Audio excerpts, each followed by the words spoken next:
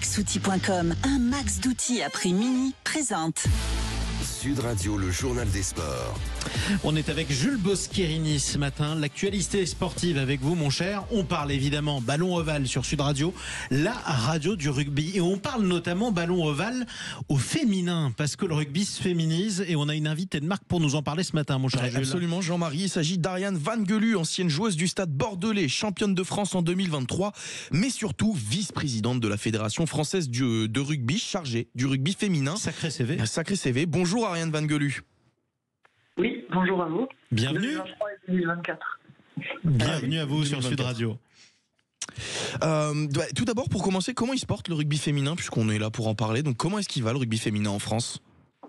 Plutôt bien, sachant que depuis cette saison, après des discussions avec Florent Gris de l'année dernière, quand j'étais encore joueuse, on est passé à une poule à 10, une poule unique, donc qui est beaucoup plus lisible. Et le fait d'être plus lisible, ça la rend plus visible. Et puis cette année, on a aussi des matchs qui sont diffusés en double header avec le top 14. C'est-à-dire que c'est des doubles affiches. Par exemple, cet après-midi, il y a Toulouse-Montpellier en garçon. Et dans la foulée, il y a Toulouse-Montpellier en filles dans le même stade. Et filmé de la même façon par Canal+. Avec le même dispositif, ça veut dire qu'en gros, Antoine Dupont va faire la première partie des filles. Exactement. Et ça, c'est quand même flatteur. La féminisation du rugby, c'est donc une des missions de la fédération cette année, mais même les années précédentes d'ailleurs. Ça passe aussi forcément par la visibilité, on en parlait. Est-ce que vous comptez également sur la Coupe du Monde de rugby en Angleterre du 22 août au 27 septembre prochain pour gagner en visibilité ? Oui, absolument. Sachant qu'en plus, en Angleterre, ils savent très bien remplir les stades, que ce soit en première division féminine ou pour les matchs internationaux. Nous, en France, on les remplit très bien pour les matchs internationaux, mais là, c'est un petit challenge que je lance au monde du rugby amateur et aux gens qui aiment le rugby. Si on arrivait un petit peu à battre les records d'affluence que les Anglaises ont établis dans les stades en Angleterre, ce serait bien pour le rugby français féminin. Oui, ça c'est important de lancer ce défi-là. Ouais, et l'un des autres enjeux, c'est d'atteindre les 70 000 pratiquantes d'ici 2033. On est à combien actuellement ? Et qu'est-ce qu'il faut faire pour favoriser l'accès et la pratique pour les jeunes filles ? Alors en ce moment, on est actuellement à peu près à 35 000 pratiquantes et on a plus de 44 000 licenciés, parce qu'on a aussi des dirigeantes dans les clubs, des bénévoles, enfin des personnes qui ne sont pas vraiment des compétitrices, des joueuses. Donc là, l'idée, c'est vraiment d'arriver à 70 000 licences compétition pour les joueuses. Et les mesures à prendre en priorité, c'est déjà à partir de l'école de rugby, rendre le rugby un sport accueillant avec déjà un vestiaire à minima pour les filles dans tous les clubs, avoir des éducateurs et des entraîneurs, je pense, qui sont habitués à accueillir des filles dans leurs effectifs. Et après, plus le niveau grandit, l'idée c'est d'essayer petit à petit de mettre le plus de moyens possible pour permettre aux joueuses à partir de cadette, État 15, ensuite Élite 1, Élite 2 et équipe de France, d'évoluer dans des conditions qui soient les plus saines possibles et pouvoir jouer au rugby à haut niveau en s'entraînant à un certain nombre d'heures par semaine sans se mettre pour autant dans des situations qui peuvent être précarisantes. Parce qu'à l'heure actuelle, dans la première division féminine, il y a très peu de filles qui sont 100% professionnelles. Il y en a un certain nombre, mais elles ne sont pas majoritaires. Effectivement, et ça fait partie du problème. J'ai une question toute bête, moi, à vous poser, Ariane Vangeulu. Vous l'avez dit, objectif 70 000, on l'a dit, 70 000 licenciés. Quelle qualité, quels conseils, comment vous détectez celles qui sont faites pour le rugby féminin ? Pour le rugby tout court, le rugby de haut niveau, c'est catégorie A, c'est les mêmes règles que les garçons. Exactement. Donc comment on sait que, par exemple, comment on sait qu'on est faite pour le rugby ? Je pense que déjà il faut essayer. Il faut aimer vivre en groupe, parce que le rugby c'est un sport d'équipe par excellence, puisque c'est une forme de sport de combat collectif. Il faut être, je pense, avoir du caractère. Et voilà, et de toute façon au rugby on a besoin de tout le monde, on a besoin de tous les gabarits, des grands, des petits. Ça c'est important aussi, parce que souvent il y a un préjugé. Oui, c'est ça, on s'imagine que parce qu'on fait du rugby on est forcément très costaud, alors que si on regarde, il y a certains 9, certains 15, Pauline Bourdon par exemple, le numéro 9 de l'équipe de France, c'est pas le profil le plus costaud que j'ai pu rencontrer sur un terrain de rugby. Pourtant elle joue en équipe de France. Donc je pense qu'on peut être de tous les formats, de tous les gabarits pour jouer au rugby. Il faut juste avoir envie. Eh ben ça tombe tout de même. Eh ben on aura toujours envie sur Sud Radio, la radio du rugby. On vous réinvite le plus vite possible, ma chère Ariane Vangeulu, pour en parler notamment de tous les rugby. Merci beaucoup Ariane Van Guelu. On le rappelle, vous êtes vice-présidente de la Fédération française de rugby en charge du rugby féminin. Et on en profite également pour souhaiter un très très bon tournoi destination à l'équipe de France de rugby. Mais oui, allez les Bleus, évidemment, toujours. Allez, on reste en rugby, puisqu'après 2 semaines de Coupe d'Europe, c'est le retour du top 14 aujourd'hui, mon cher Jules. Il y a des sacrés chocs. Oui, avec un programme très chargé, vous venez de le dire, pour cette 15e journée qui commence avec cette affiche entre le Stade Toulousain et le MHR à Ernest-Vallon à 14h. Justement, on en parlait à l'instant de visibilité du rugby féminin avec notre invité.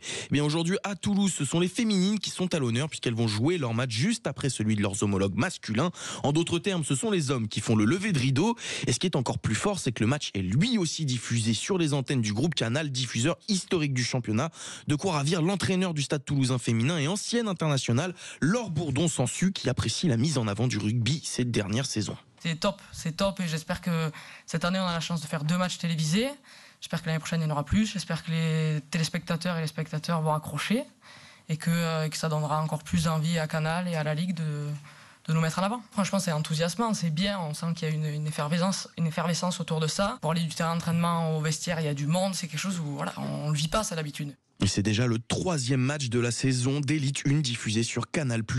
Alors il y a aussi 6 autres rencontres aujourd'hui, mais on notera 2 duels. Celui du bas de tableau à 16h entre le RC Vannes et le Stade Français. Sur la pelouse de la Rabine, les 2 clubs sont respectivement 14e et 13e du championnat. Et puis à 21h15, le leader, l'Union Bordeaux-Bègles, qui reçoit le Loup à Chaban-Delmas. Oui, ça va être pas mal ça. Chaban-Delmas, vous dites. Les anciens bordelais disent l'escure en général.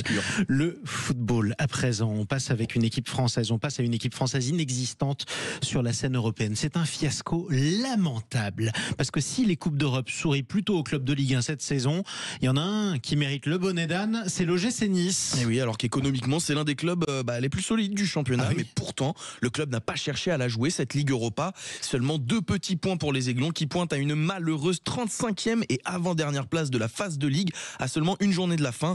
Donc un véritable fiasco qui soulève quelques inquiétudes, comme l'explique Vincent Chaudel, président de l'Observatoire du Sport Business. On pensait avec l'arrivée d'Ineos que l'OGC Nice devenait un candidat régulier à la Coupe d'Europe, voire peut-être même à la Ligue des Champions. En tout cas, devait être un pilier du championnat de France. Et on se rend compte, peut-être aussi depuis que Ineos et Jim Ratcliffe se sont investis à Manchester United, que c'est peut-être plus le cas et que ce club rentre dans le rang tout simplement. Mais là, on a quand même un club qui avait plus de 80 millions d'euros de budget, qui a perdu assez significativement contre des clubs qui avaient 3-4 fois moins de budget que lui. Oui, c'est ça. Et quand vous pensez qu'en plus, près de 350 supporters niçois avaient suivi leur équipe en Scandinavie dans le froid pour la voir se faire humilier, c'est surtout un manque de respect aux supporters. Et oui, et puis toujours en football, le match Châteauroux-Nîmes marqué par des scènes de violence en marge de la 18e journée nationale. Alors ce sont des supporters montpelliérains, une trentaine, qui ont attaqué le parcage des visiteurs pour, comme il semblerait, voler leurs bâches déployées dans le stade Gaston Petit. Des faits qui se sont déroulés en début de seconde mi-temps. 4 blessés sont à déplorer parmi les supporters nîmois. Des scènes qualifiées d'agression, une descente pour faire mal par l'entraîneur du Nîmes Olympique, Adil Hermach. Oui, c'était quasiment une ratonnade, c'est scandaleux. Ils sont montés donc à Châteauroux pour voler la bâche des Nîmois. Voilà ce qui se passe dans ce pays. Allez, un peu de handball maintenant dans l'actualité. L'équipe de France au championnat du monde, Jules. Et oui, 5e match pour les Bleus qui visent une 5e victoire consécutive au mondial à 20h face à la Macédoine. Ils sont déjà qualifiés pour les quarts de finale, alors ils pourraient faire tourner. Allez, faites-vous plaisir, les Bleus. Direction la montagne maintenant pour terminer. On prend de la hauteur, on respire un grand bol d'air frais. Ça fait du bien parfois. Non, sauf en cas de blessure, notamment pour le Français Alexis Pinturault. Car c'est une fin de saison pour le natif de Courchevel, victime d'une lourde chute hier lors du Super G de Kitzbühel en Autriche. Le bilan est lourd, fracture du tibia droit et lésion du ménisque interne. Retour sur cette journée cauchemardesque pour le ski français avec vous, Théo Ampillac. Et oui, Alexis Pinturault débute cette course d'Ossard numéro 19. 20 secondes après son départ, on le voit déséquilibré dans un virage. Il heurte une porte, se retourne et termine sa course dans les filets de sécurité. Alors le plus impressionnant, c'est qu'après sa chute, il se relève en boitillant, mais se rassoit très très vite avant d'être héliporté vers l'hôpital le plus proche. Il s'agit donc d'un nouveau coup dur dans la carrière du Français, puisqu'il avait déjà été gravement blessé au genou gauche l'an passé. Il avait décidé cette saison de se concentrer à 100% sur les épreuves de vitesse, mais manque de peau. Cet accident le prive des mondiaux dans 2 semaines et signe une fin de saison anticipée. Mais ce Super G de Kitzbühel a également vu chuter lourdement de nombreux skieurs, au total 14 abandons, et parmi Parmi eux, d'autres Français, Mathieu Bellé, Nils Alphand ou encore Florian Loriot, qui lui aussi a été élitreillé dans un brancard. Une malédiction sans fin qui s'abat donc sur l'équipe de France un mois après le grave accident de Cyprien Sarrazin.